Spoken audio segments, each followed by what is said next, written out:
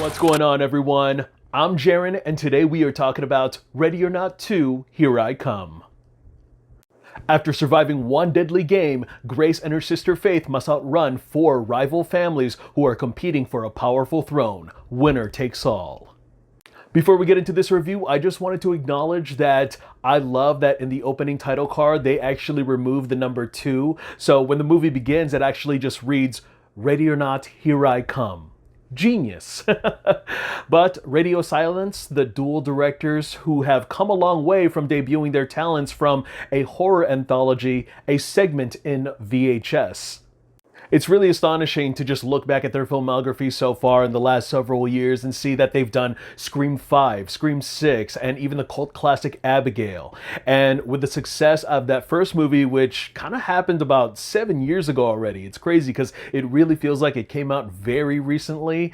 Just hearing the rumors of a sequel going around and thinking about what they could do with that, I honestly didn't think that the studio would actually get the same creative team to expedite another one.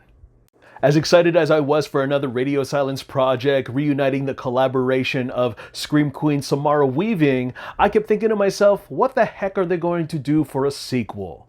I mean, it's easier said than done, but history has shown us that you gotta go bigger, you gotta go badder, you gotta get bloodier.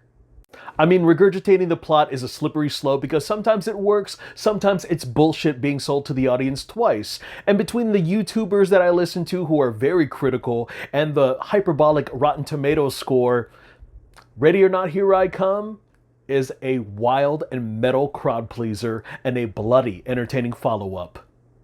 Getting to the positives, we pick up directly where we left off at the end of the first movie, and whether you had the chance to rewatch it or not, this kindly catches you up to speed, especially when it comes down to ushering in the new characters. And I cannot begin to just gush over how much this movie catered to my nostalgia for horror alums, including the reunion of the faculty stars like Sean Hattasy and Elijah Wood. I was also glad that we were not just getting one celebrity crush, I mean one being Samara Weaving, the other one from Buffy the Vampire Slayer to I Know What You Did Last Summer, Scream 2, Scooby-Doo, and even The Grudge, Sarah Michelle Gellar. And then also our modern Scream Queen amongst her blockbusters, and she's made several appearances in the Supernatural TV show, as well as Paranormal Activity 4, Freaky, Lisa Frankenstein, and Abigail, and that is Catherine Newton. Oh my God, I gotta show you this. My buddy Matt got me her autograph at one of the cons over the last year, and I still gotta put that one up. Now, I was afraid that a second round of hide and seek was going to feel redundant, but they are not just limited to a mansion with secret tunnels and hidden doorways anymore. This time they have like this gated resort and they get to make a run across the golf course or duke it out in the ballroom. While Elijah Wood usually takes on these cartoonish personas when it comes to his villainous roles, he plays it pretty serious here as the lawyer, the game master, if you will, just laying out all the rules and the exposition. I do wish we had time to flesh out his character though, because there is so much intrigue of how long he's been around to handle the affairs of this council, as well as the things that he does know but chooses not to share. He's quite facetious and mysterious. Getting into this new batch of players, we don't just get one big family like the Ladomas in the first movie, but we have an entire council, which is made up of several families who are competing for the throne, world domination, and even the power of Satan. And I love that we get to spotlight how over the top and colorful each and every single family member is without having to spend so much of the runtime. One of the big bads would have to be the Danforth twins, who are played by Gellar and Hattasy. Definitely the complete opposite of our main characters, Grace and Faith.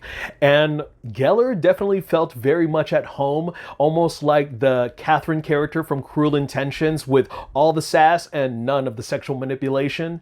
Hattasy, on the other hand, I mean, he was a complete surprise because although he walks around very stoic and brute, he really let loose in the second half of this movie, which was very intimidating to watch.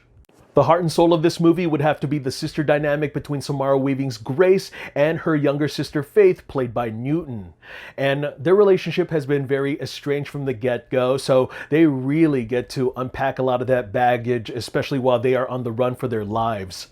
This results in a lot of great banter between the sisters, as well as seeing them work together when the pressure really starts to close in on them. And in a way, it really welcomes Newton as the shared final girl, while we get to have Weaving unravel a lot about her vulnerable side that we haven't gotten to see in the first movie. Getting into my mixed opinions, I have read a lot of discourse and criticisms online about this sequel, but I cannot deny that I've had a rollickingly good time with this installment. I died laughing from start to finish, whether the needle drops were subtle or the attitude was sharp. With the crazy additions and twist of a second game, this did lose a lot of its horror roots that made the first movie more iconic, and in a way, it kind of felt more along the lines like The Hunt or John Wick Chapter 2, where bullets are flying, ridiculous instruments become blunt weapons, and people who are bleeding out from stab wounds to gunshots, just all throughout the film, are still walking around by the end of the movie. And you know the budget is bigger when the blood comes in gallons and not buckets. I remember at the end of that first movie, it was such a big surprise when people were just exploding left and right. And now in this sequel, it happens very frequently, to a point where you're either going to get sick of it or you're going to get a kick out of it every single time it happens. The entire time I kept thinking, damn, Samara Weaving can't catch a break being drenched in blood. She's still wearing the same bloody dress from the first movie. And even Newton gets her fair share of the blood cannon getting just blown across her face, eyes open and everything. I just kept rolling. And Grace, all she could think about was wanting a cigarette throughout the entire movie, almost like Woody Harrelson with his Twinkies in Zombieland. I guess my only real negative about this movie was that there was this sequence where they kept cutting back and forth between two fight scenes while playing the song Total Eclipse of the Heart. And there was this one fight scene which was meant to be freaking hilarious. I was conflicted about it because the other fight scene was just very brutal and a little mean-spirited that I felt a little uncomfortable to laugh. They were two conflicting tones that just didn't work for me, but it was crafted very well. Overall, that ending was a bloody hoot, and that goat was the cherry on top. This is a satisfying follow-up that expands on the lore, the world, and the kooky characters, instead of just subverting expectations or retreading a lot of the template that we had from the original film. It's an adrenaline rush of fun, and while this is a movie that you're not obligated to see the sequel to, I mean, you can treat the first movie like a one and done. You can choose to watch this movie because, well, it feels like a complete story. It's not trying to set you up with a franchise. It's not trying to give you that third Ready or Not. And I mean, honestly, we don't need a third movie, but I would love to see Kathryn Newton and Samara Weaving work together again. Well, alright guys, that's all I got to share about that movie. Go ahead and check it out in theaters. Look forward to more reviews. I'm Jaren Agbanawag, and I want to thank you guys again for taking some time out of your day to hear me talk some movies. I'll see you guys at the theater. In the meanwhile, take care.